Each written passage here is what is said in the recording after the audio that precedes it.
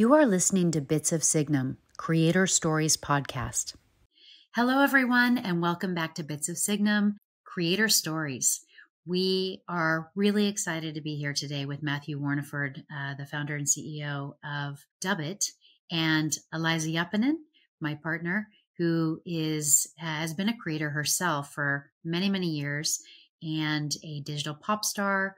She has 12 billion views on TikTok. Check out Cherry and Studio Killers. And so we're going to go ahead and dive in now into the story of Dubit and the story of you, Matthew.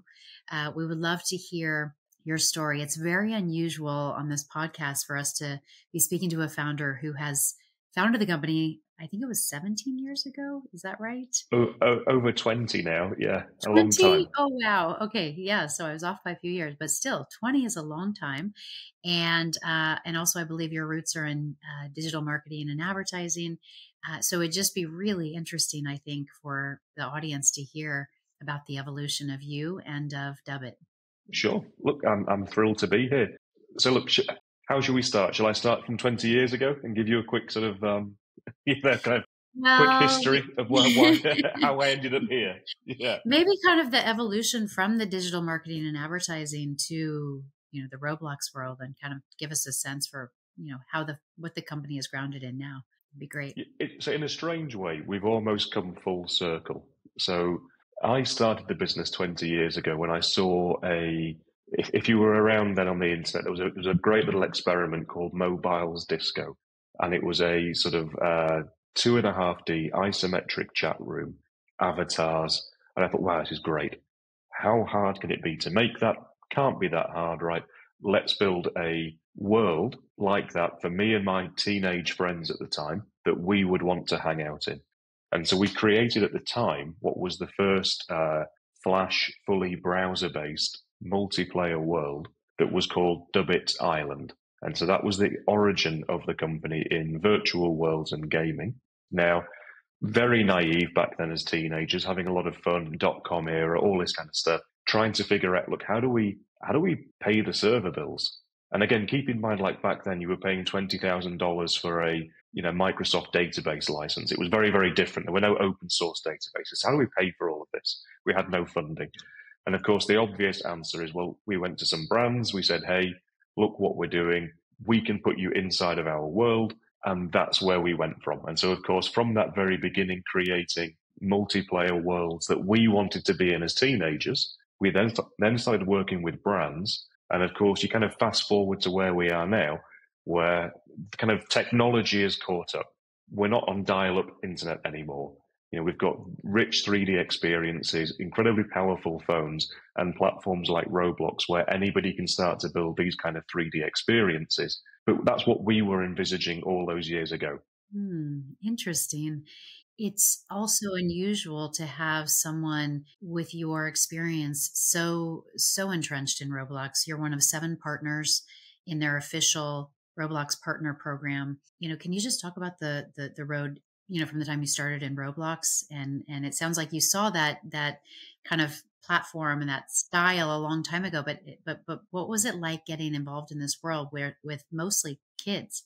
So again, it's kind of fun, right? Because I started as a teenage entrepreneur, and a lot of the popular games in Roblox today have been created either they were teenagers at the time or they're still teenagers now. So there's a lot of things that we could relate to.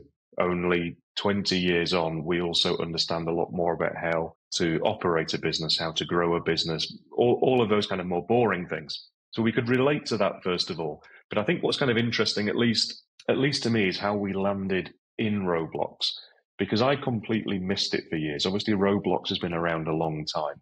And what we saw maybe in 2019, a little bit earlier, we saw that certain segments of the US population, this is from our own research studies, so we survey tens of thousands of young people in the UK and USA every single year.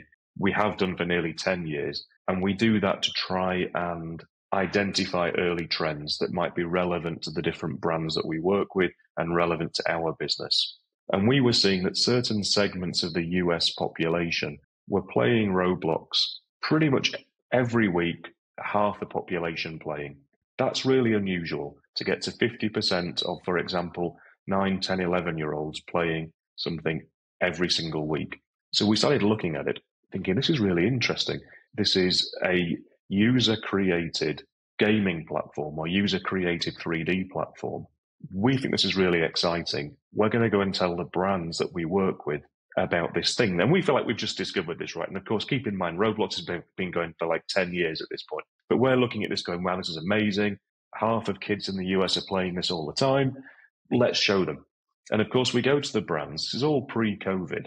So there's been no COVID yet. There's been no metaverse or any of these buzzwords. And we're saying, look, check this place out. You should be building experiences in there.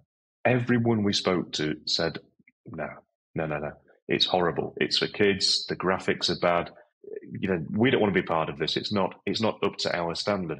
And strangely enough, right, that was the point where I thought, no, hang on, that means this is really important. And the reason is, almost 10 years before, we saw the same thing happen with YouTube, where we were saying to brands, you need to pay attention to YouTube. Young people are watching this all the time. And we'd go to broadcasters and they'd say to me, but Matthew, it's the quality's terrible and it's for kids. We are the BBC. We have all of this might. We don't need YouTube. I'm saying, look, you're missing the point. So of course, you fast forward now, we all know the story. We all know how important user-generated video is, YouTube and TikTok. So when I started hearing the exact same kind of pushback, criticism about Roblox, but recognizing it's got the exact same creator flywheel that YouTube has, I thought, right, we've got to get into this now. Then, of course, COVID hits and suddenly everyone starts realizing that actually their kids are playing Roblox and it's a really big deal. And then the metaverse stuff happens and blah, blah, blah. But that's how we spotted it. We spotted it because brands told me it's for kids and it looks terrible. And I heard that exact same thing 10 years ago with YouTube. And that gave me the conviction to start hiring a lot of people and building out our Roblox team.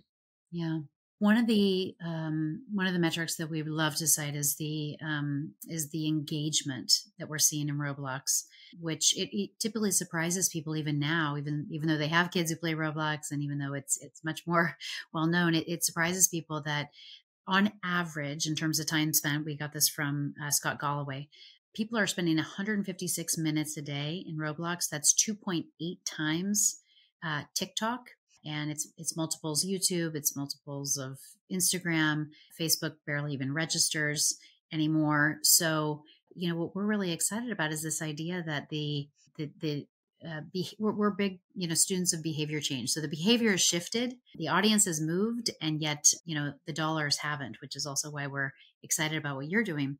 You've got a history really that goes back a long way in games, and Roblox is a gaming platform, but you've chosen a different path inside Roblox. You're more of a retailer, right? Inside these various games in Roblox. And, how can you help our audience understand what a retailer inside Roblox does? Yeah. So we've struggled to find the right term. So we call it retail right now. I'm sure it's going to evolve. Some people are saying, maybe it's in-game retail, maybe it's immersive retail. But the idea is we realized, in fact, Roblox reported last year, players bought something like 2.2 billion items of virtual clothes inside of Roblox last year.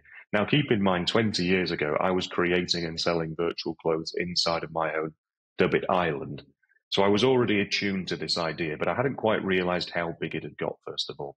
Also consider that something like Fortnite makes billions of dollars a year from selling virtual clothes, makes more money than Prada makes from real world clothes, Fortnite makes from virtual clothes. So there's this really big emerging economy of in-game retail. And we kind of look at this and go, well, first of all, there's a tremendous opportunity here to be a creator of new brands. So we can originate our own brands and create those inside of these platforms, create and sell them. And then secondly, there's a big opportunity for real world brands to come in and bring their brands inside of these virtual platforms. And so that's kind of the space that we're playing in. It's both publishing, in the last 6 months, we've published over 3,000 virtual items of clothing. we sell those items of clothing inside of stores that we open up inside of popular games in Roblox. So we create our own retail destinations, and then we enable brands such as Adidas to run their own retail operations in Roblox as well. But I think it's very much the beginning here, because this whole in-game retail space is growing in sync with the growth of the gaming UGC gaming platforms. Like it's not a sudden trend; it's a steadily growing opportunity. I loved your description of what you're doing as the sheen of the metaverse, because I remember when I got my head around sheen and the idea that it was, kind of an acceleration beyond H&M in terms of fast fashion. You're doing something similar, but you don't even have to manufacture anything. You don't have to ship anything. This kind of leads to the idea around AI. And one of the things that we were excited about when we first started digging into Dubit is the idea that, AI could be useful for this. We'd love your thoughts on that. Full disclosure, we're investors in Sortium AI, which already does, which does 3D asset generation. And our thesis has always been that AI tools that make game developers, creators more efficient, faster, make more money, that's kind of the path that we want to be on. So we'd love to hear your thoughts on that, because this is not fast fashion. This is like, this is like, fast is an understatement here. Yeah. Look, it's really exciting, first of all, because it's not just the speed that you can create items.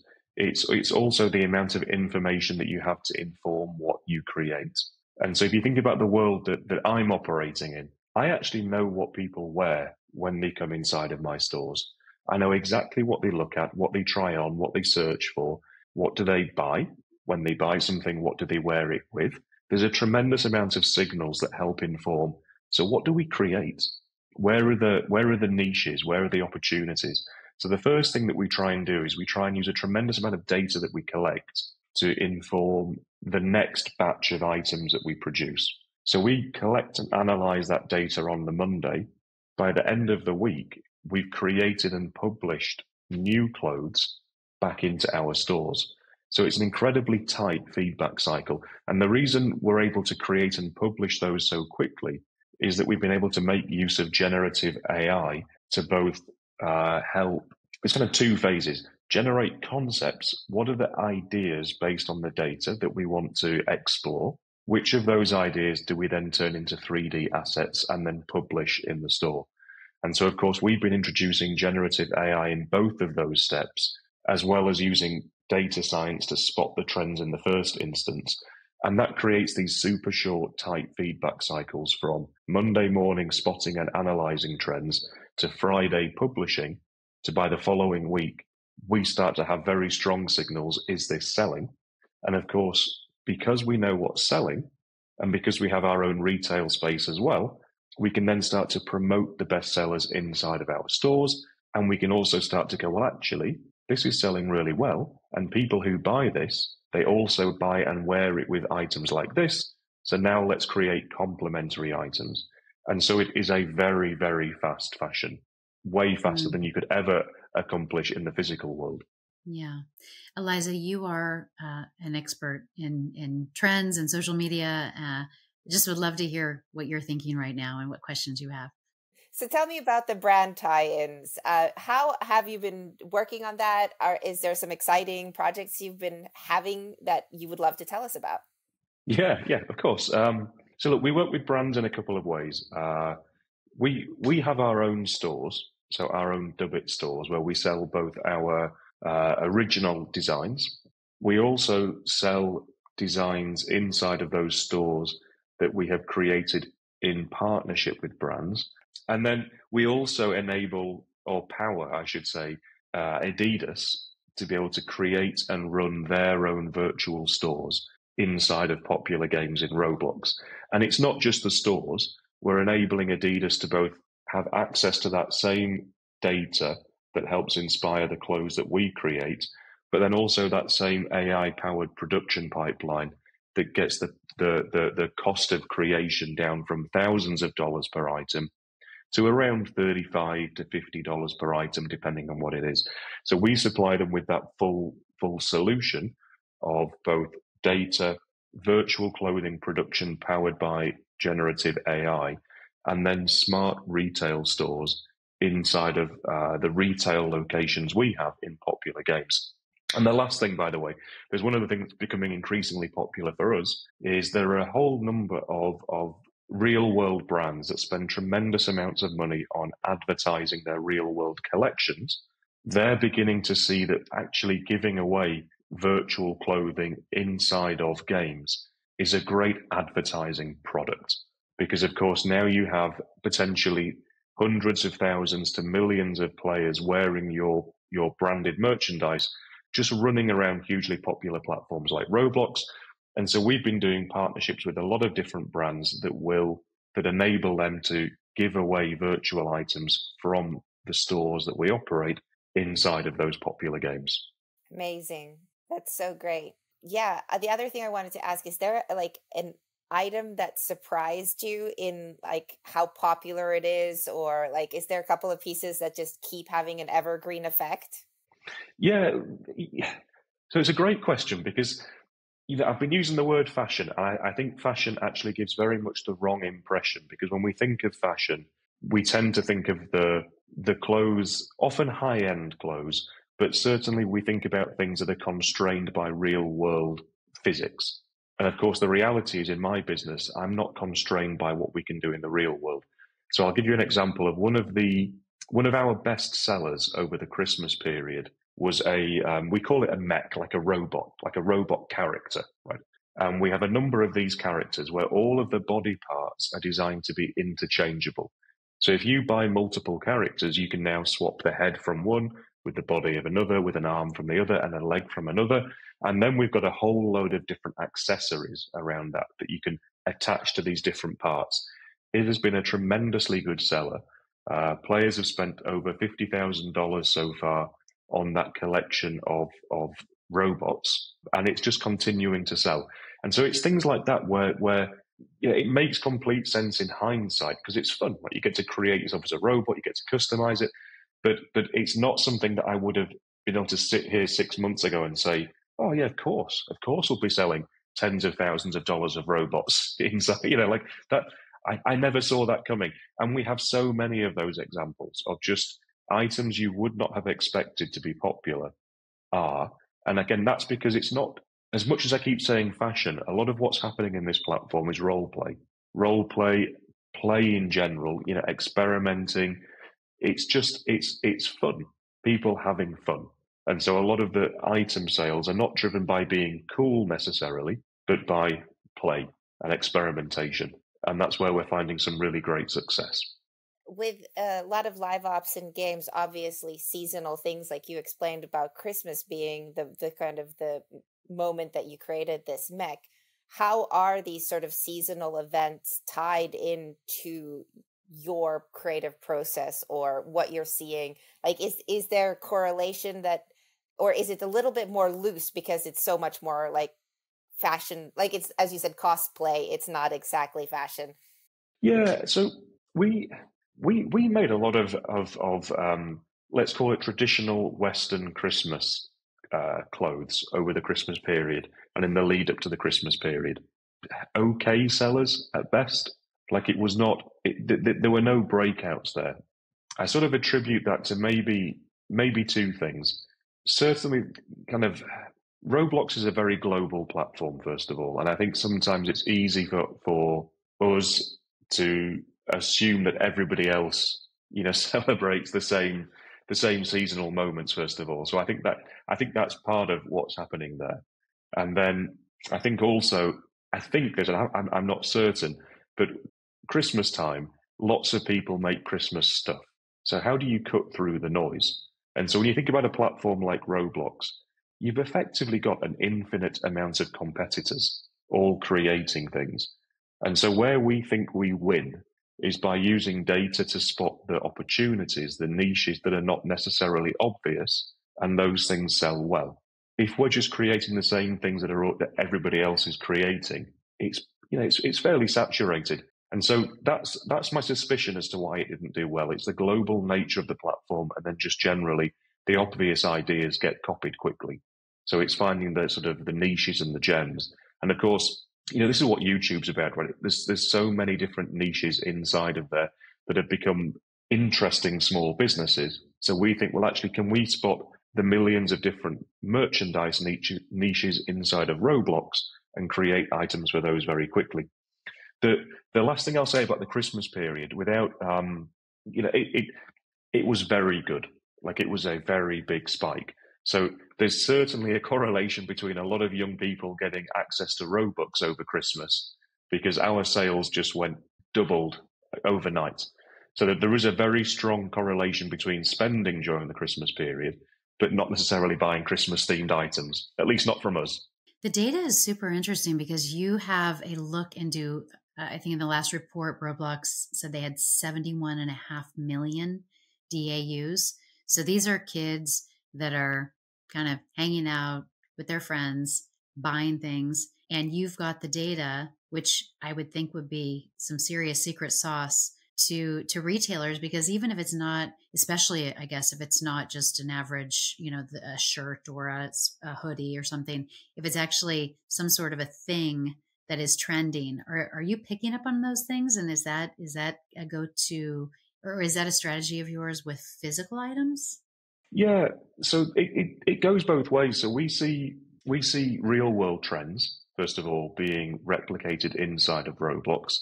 So we try and track and follow those quite quickly as well.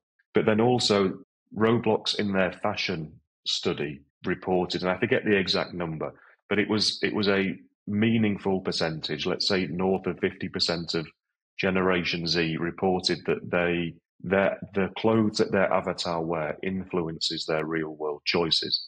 And so I think we're starting to see that being reflected in some of the catwalk shows, the clothes being produced by real world brands now. Some of those are being influenced more heavily by gaming as well. And so I think, in my view, we're going to start to see a blurring of those worlds. And of course, again, the theory behind this is wherever we spend time as people, whether it's, in my case, the tennis club, wherever it might be, a tennis club, the office, work, blah, blah, blah, inside of virtual worlds, the more time we spend in those places, generally speaking, the more we care about our identity, how we are perceived in those places. And I think what we're seeing here is as young people are spending more time inside of these immersive platforms, they are starting to care more about how they are perceived in those platforms as well.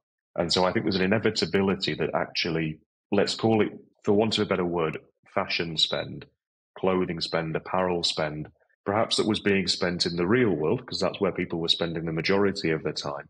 I think that could start to shift into gaming platforms where people are spending increasing amounts of time. And I think to some degree, NFTs were kind of a little bit of a canary in the coal mine with respect to this, because yes, there's a whole bunch of speculation trading and blah, blah, blah. But there's also a big element of, hey, I've got this NFT and it tells the world I'm rich, right? That I'm ahead of the curve, that I was in early. Whatever the reason you bought that for, it's saying that I care about my digital identity and my digital community. That's what I think we're seeing happen inside of Roblox. And my suspicion is we're seeing spend transition from fashion, real world fashion, into digital. And of course, inevitably, as that starts to happen, it will influence the real world collections as well. I mean, one of the reasons we connected is because I, had the kind of epiphany slash bravery to leave the traditional finance world when I was walking down Fifth Avenue, I think it was Fifth Avenue, and saw a Topshop ad, and the girl was wearing an outfit that was almost identical to the most popular Fortnite skin for girls. And I had just met William Enterkin, who finalized the ERC 721 standard for NFTs. And I thought, wow, the more time we spend, the more we're going to want stuff that looks a lot like our stuff in the real world, and the more we're going to want property rights and et cetera. So that's an interesting take, and that's been a crossover that we've had. So thanks for that. One thing I know that all of our listeners probably are still trying to figure out is this Roblox thing, as you said, like, actually, you said something that was so interesting when you were talking about why you got into it, which was the negative side on the conversation, which goes, oh, this is too what would you say, like archaic, not beautiful enough, not high, not AAA enough for us. It's not high production value. It's uninteresting, and it's for kids. It's like it's just some, like, essentially kind of trashy, I guess, is the connotation is that you get from it. And this is obviously, like, it still translates into a mass adoption. These generations are going to grow up with this being, some of these experiences being their, like, favorite brands, like their favorite characters, their favorite stories, their favorite events. How do you see this conversation? Like, what do you feel that, say, Hollywood or the brands should know? Like, how should they think about this differently to understand the value that could be created from this community? Completely agree. So this might not be a helpful framing, but this is how my brain works, right? So I'm looking at this as a series of stages where, rather than thinking of Roblox or what Fortnite are doing with UEFN as gaming platforms, think of it as UGC 3D. So user-generated content for 3D. And this is the third major wave of user-generated content. First wave was text.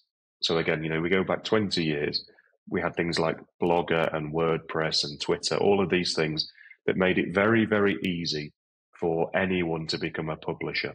And of course, when that happened, it was actually very disruptive to print media. And we all know what's happened to magazines and newspapers since, because of course they had very high cost bases, and suddenly when anyone can publish, that's difficult competition to compete with.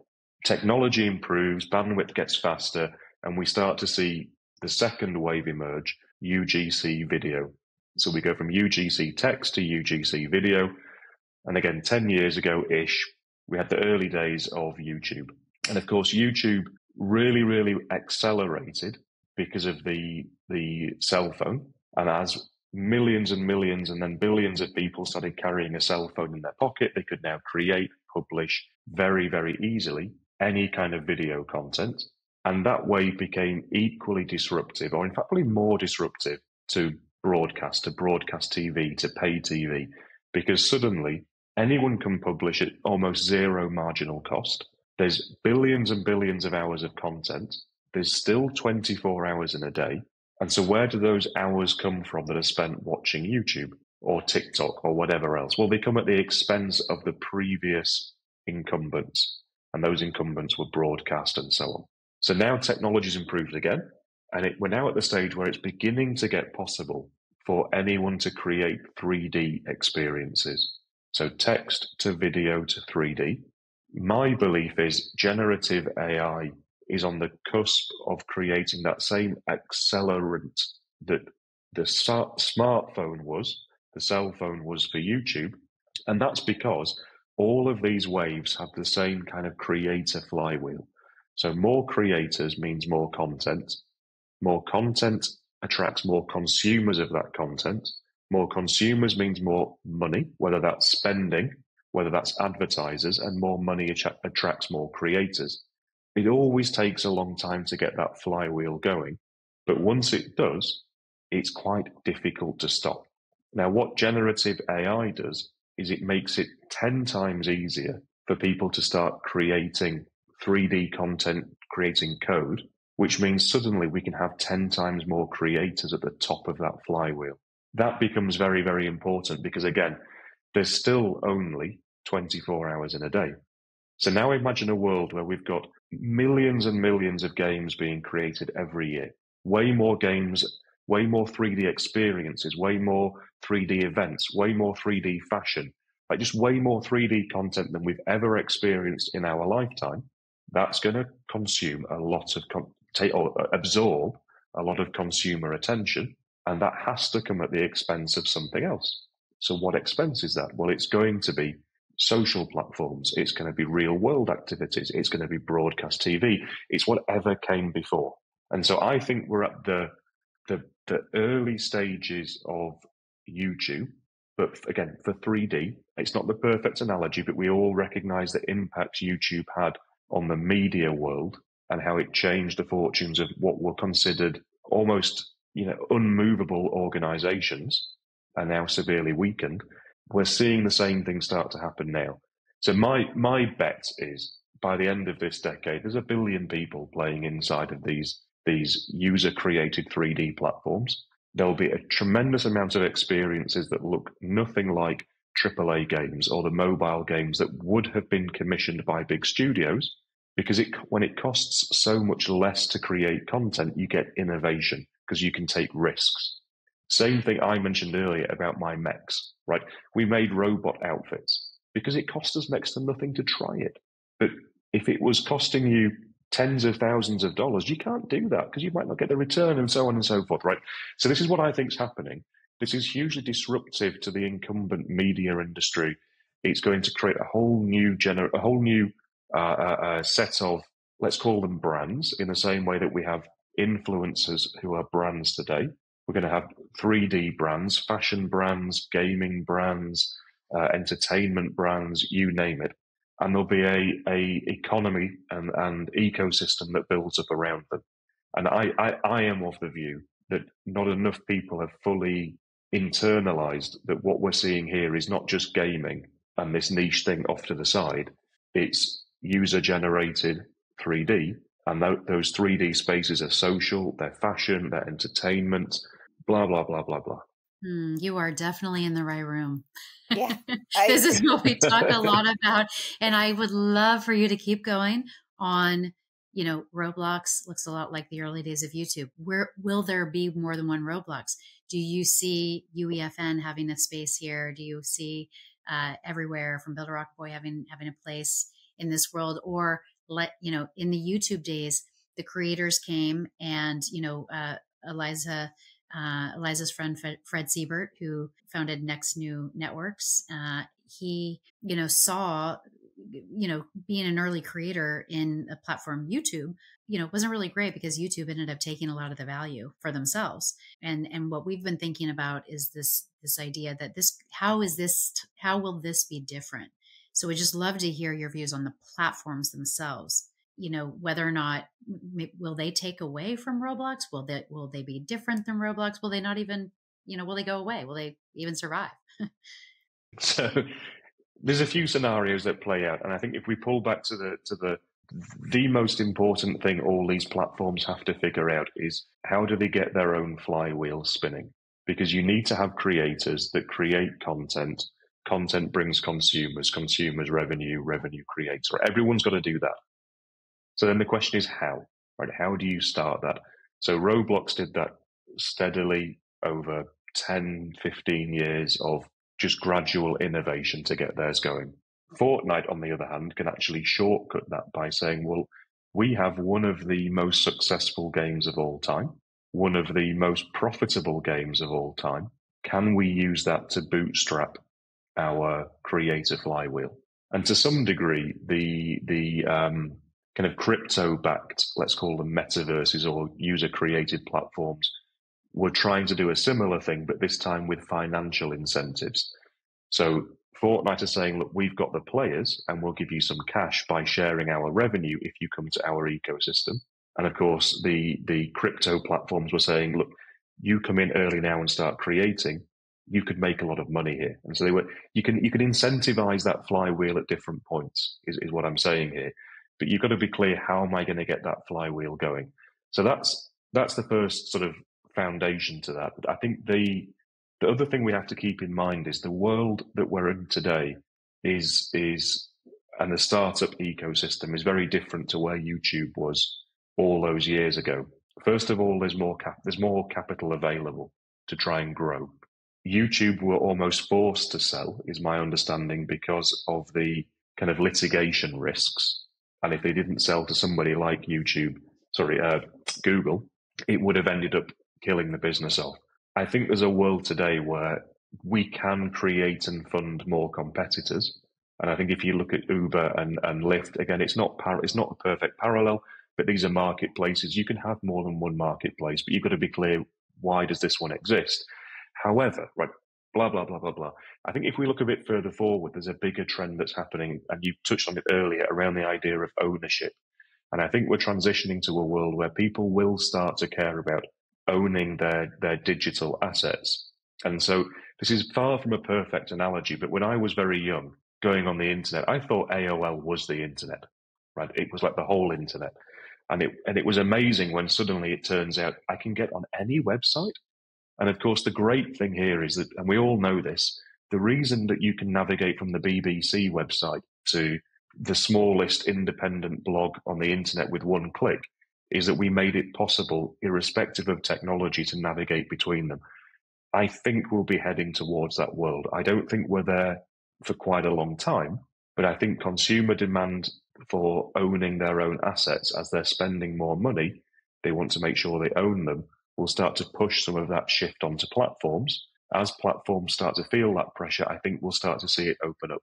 So I think there's a confluence of factors that mean that where we are today with these kind of creator flywheels could mean that only Roblox wins, and it could be just like YouTube before it. But I don't think we're quite in the same world that YouTube was in 10, 15 years ago when they sold the business, whatever that was. I think it's different. So it's hard to say, but I believe, and I like to think, that we're heading towards a more open 3D internet. And the question is, how do we create the incentives for the major platforms to embrace that? And I think that has to come to some degree from us as consumers, demanding that actually, if we're spending money, we own it. We want to own those. And if that happens, it will push openness onto those platforms. Absolutely.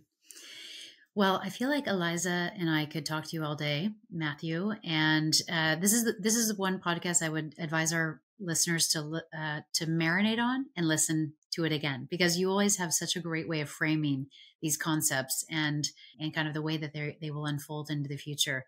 So we really appreciate your time, Matthew, and as always, speaking to you and listening to your insights and helping us understand the future in a much deeper way. So thank you so much for coming.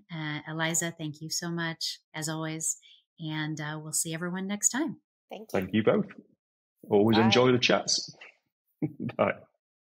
Eliza, what a great episode that was with Matthew. I loved the idea that he touched on around fashion and the tie to the physical world and the tie to skins. As many people know, we started Signum after seeing a billboard with a Topshop ad, and the girl was wearing an outfit that was just like the most popular Fortnite skin for girls. And so he's really in the trenches on that. And the other thing that I loved listening to is his stories about the history of UGC. He is one of the only people that I've ever met who has been in this for 20 plus years. So he's actually lived these cycles of UGC. And so not surprisingly, he's early. Yeah, I mean, not to date myself too much, but I've lived through some of those cycles as well, and I can fully attest to everything that he's saying. I think what really resonates to me is how he has framed this UGC space, the UGC content, as the ultimate creator-driven space. And creator-driven has often been a term, in Hollywood and in linear and in games, for what really gives something that authenticity, that edge that's going to cut through.